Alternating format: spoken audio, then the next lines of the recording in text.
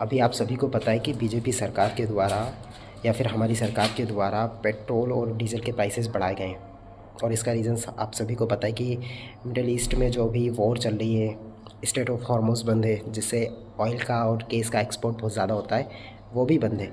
इसके कारण world wise, ना कि इंडिया में, वर्ल्ड वाइज कई देशों में 50% से ज़्यादा पेट्रोल के प्राइसेस बढ़े हैं, जबकि इंडिया में सिर्फ 3 पॉइंट कुछ करके प्राइसेस बढ़े हैं। मतलब मोटा मोटा हिसाब अगर देख भी लिया तो 4% से ज़्यादा हमारे यहाँ पे पेट्रोल और डीजल के प्राइसेस बढ़े हैं, बस इससे ज़्यादा नहीं बढ़े, 4% के लगभग। और वहीं पे अगर 2013 की बात की जाए, अब विपक्षी दलों को देखिए कितनी बातें करते हैं कि यार इतने प्राइसेस बढ़ गए मोदी के शासनकाल में या फिर बीजेपी के रूल में, क्योंकि बीजेपी की गवर्नमेंट है।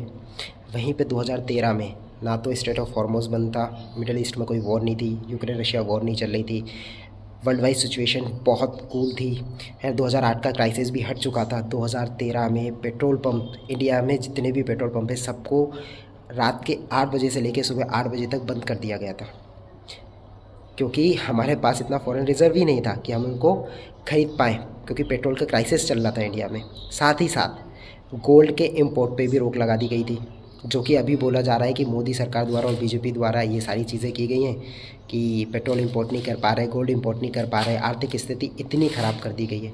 क्योंकि आप सभी को पता है अभी वर्ल्ड में कितनी सिचुएशंस ख़राब चल रही हैं। साथ ही साथ अगर हम लोगों ने पेट्रोल और डीजल पे ज़्यादा सब्सिडी दी, मतलब गवर्नमेंट के द्वारा ज़्यादा सब्सिडी दी गई, तो आपको पता है कि इन फ्यूचर में इसकी भरपाई करनी है, देश पिछड़ जाएगा और बहुत ज़्यादा पिछड़ेगा। साथ ही साथ विपक्षी दलों ने, जिन लोगों ने आरोप लगाए हैं, उनको और चीज़ बता दिया जाए कि 2013 के समय लगभग इंडियन गवर्नमेंट ने, कांग्रेस सरकार ने 1 पॉइंट कुछ लाख करोड़ का लोन लिया था, जिसकी भरपाई 2020 के बाद करनी थी, यानी अब। और वो बढ़ते बढ़ते 3.5 लाख करोड़ के लगभग हो गया था रुपए। 3.5 लाख करोड़ में आप समझ रहे हैं कितनी सारी चीज़ें बन सकती थी। 1000 किलोमीटर की मेट्रो लाइन, 25,000 किलोमीटर की सड़क, है ना, लगभग 500 एम्स कॉलेजेस, बहुत सारी चीज़ बढ़ सकती थी, लेकिन आरोप लगा दिए जाते हैं। इस समय देश को समर्थन देने की ज़रूरत है, इस समय देश को एकत्रित होने की ज़रूरत है, और इस टाइम भी विपक्षी दल और ये सब आरोप लगाए जा रहे हैं। भाई अभी सिचुएशन ऐसी चल रही है, और पता है कि इसके बाद भी अगर यही सिचुएशन चलती रही और ऐसे ही होते रहा तो हमारे फॉरेन रिजर्व बहुत ही ज़्यादा जल्दी डिक्लाइन हो जाएंगे। लगभग गोल्ड और पेट्रोलियम पे मिला के $250 बिलियन खर्च किए जाते हैं सिर्फ पेट्रोलियम एंड गोल्ड के इंपोर्ट पे।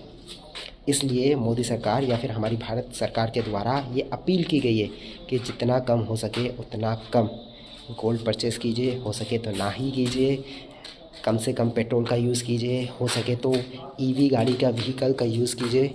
यहाँ तक कि दिल्ली सरकार ने इस पे एक और चीज़ की है कि जो गवर्नमेंट सर्वेंट्स हैं जो कि मेट्रो या फिर पब्लिक ट्रांसपोर्टेशन यूज़ करेंगे या फिर ईवी गाड़ीज़ यूज़ करी जाएगी, उनको हम लोग एक्स्ट्रा 10% ट्रांसपोर्ट अलाउंसेस देंगे।